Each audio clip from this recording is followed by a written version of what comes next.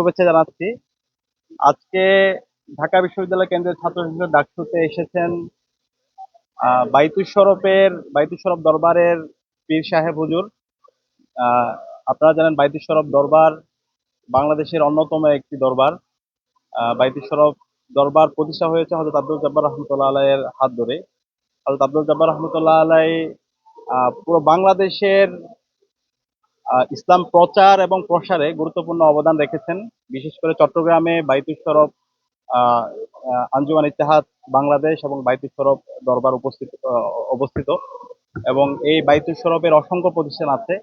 আব্দুল জব্বার রহমতুল্লাহ আলাই একজন ভিশনারি মানুষ ছিলেন এবং ওনার আগেও পীর ছিল মীর আখতার রহমতুল্লাহ আলাই।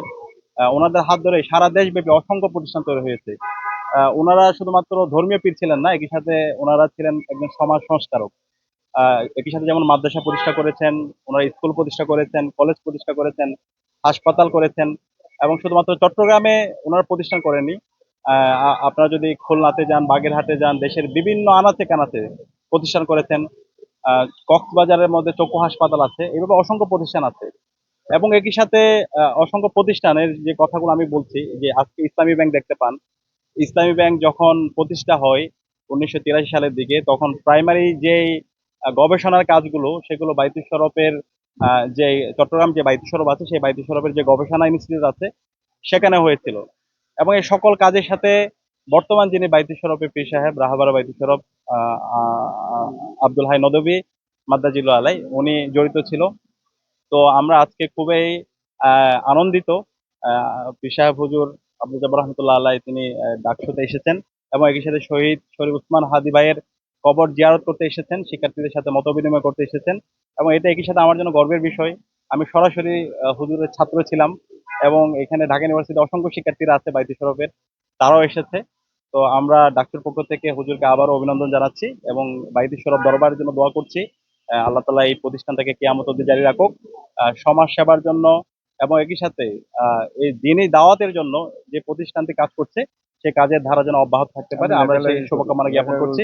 একই সাথে বর্তমান বাইতুল শরফের পীর সাহেব আব্দুল হাই নদভী হুজুর, তিনি একজন লেখক, তিনি প্রাবন্ধিক, অনুবাদক। ইতিমধ্যে ওনার প্রায় 250-এর অধিক বই বের হয়েছে। এবং বাইতুল শরফের যে গবেষণা ইনস্টিটিউট আছে সেখান থেকে প্রতিনিয়তই গবেষণা সামগ্রী বের হয়। বাইতুল শরফ থেকে প্রতি মাসে মাসিক দিন দুনিয়া এবং বিভিন্ন ধরনের সাময়িকী বের হয়। তো বাইতুল শরফ শুধুমাত্র একটা আমরা সমাজে যা দেখতে পাই প্রথাগত যে প্রতিষ্ঠানগুলা, দিনী প্রতিষ্ঠানগুলো অথবা যে খানকাগুলো আছে, সেগুলো উদ্দেশ্য থাকে শুধু মানুষদের থেকে নেওয়া। অনেক অনেক এরকম আমরা দরবার দেখতে পাই, কিন্তু বাইতুল শরফ দরবারটা সম্পূর্ণ আলাদা। এটা একটা ভিশনারি প্রতিষ্ঠান এবং ওইখানকার যারা পীর সাহেবরা ছিল, বিগত সময়ে যারা ছিল, প্রত্যেকেই সমাজের জন্য কাজ করে গিয়েছে এবং বর্তমান পীর সাহেব হুজুরও তিনি সমাজের জন্য এবং পুরো মুসলিম উম্মার জন্য ওনার জায়গা থেকে কাজ করে যাচ্ছেন এবং প্রতিনিয়ত মেধার সাক্ষ্য রেখে যাচ্ছেন।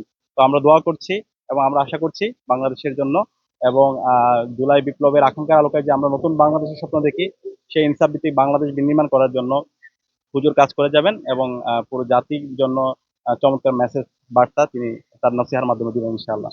তো আমরা এই পর্যায়ে বাইতুল শরফের পীর সাহেব হুজুর হযরত আব্দুল হাই নদভী হুজুর থেকে আমরা সংক্ষেপে কথা শুনবো।